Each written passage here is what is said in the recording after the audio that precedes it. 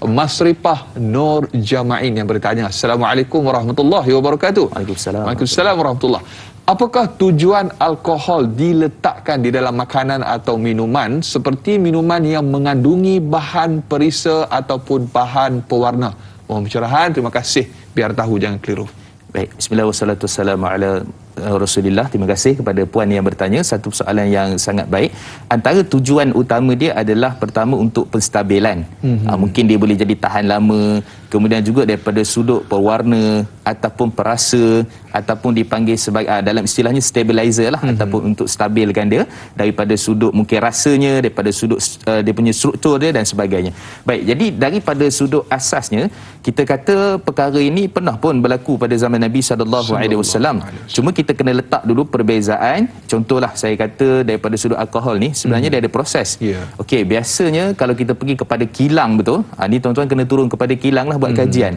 Kita jangan duduk senyap-senyap ni kita keluar fatwa sendiri ya. Tak boleh. So bila tengok kilang tu, dia sekurang-kurangnya ada 10 tangki. Jadi 10 tangki ni dia punya proses dia macam mana? Yang pertama sekali dia akan ambil tebu daripada kilang yang pekat tu. Kan dia asalnya nak buat alkohol tu dia adalah daripada tebu ataupun bahan-bahan yang kita kata daripada tumbuh-tumbuhan pun ada.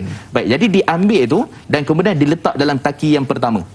Kemudian dia akan ubah kepada tangki yang kedua, dia buat apa? Dia akan cairkan. Dia cairkan daripada likat dan pekat tadi, dan kemudian pergi pada tangki yang ketiga, dia akan buat apa? Dia akan peramkan dekat situ. Nak peram tu dia kena ada yeast. Yeast ni apa benda pula? Ibu roti. Kan jenis-jenis macam ibu roti lah kita kata kan. Dia untuk jadi dia lebih kembang, lebih banyak dan sebagainya, dan kemudian melalui proses sekitar 24 ke 30 jam dia akan diperam.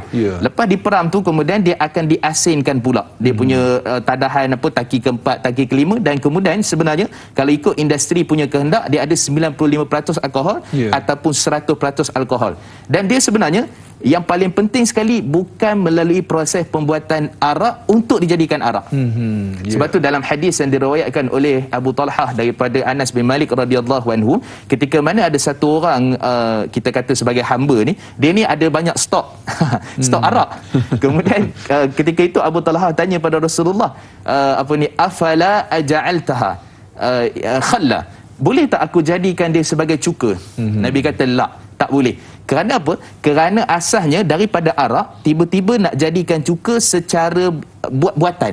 Buatan. Sebab dia kalau secara semula jadi daripada arak, daripada anggur jadi arak, kemudian berubah sendiri, sifat sendiri. Dia punya konteks dia punya key dia adalah berubah sendiri. Maka yang tu kita kata cuka apa semua tak ada masalah. Tapi bila mana kita nak buat, kita nak jadikan, kita campur daripada arak tadi, maka yang itu Majlis Fatwa Kebangsaan, mana-mana majlis fatwa pun mengharamkan kerana ada unsur tadi tu. Sebab tu kata kaedah fiqh, ma'adda ila haram fahuwa haram. Apa yang nak dibuat tu, jalan tu melalui cara yang haram, maka dia punya natijah dia adalah haram. Tapi kalau dia buat tu memang untuk bahan tadi tu, untuk makanan, minuman dicampur dan sebagainya, proses tu bukan untuk buat arak, maka yang itulah majlis fatwa mengharuskan. Masya Allah, tabarakallah. Mudah-mudahan menjawab kekeliruan sahabat kita.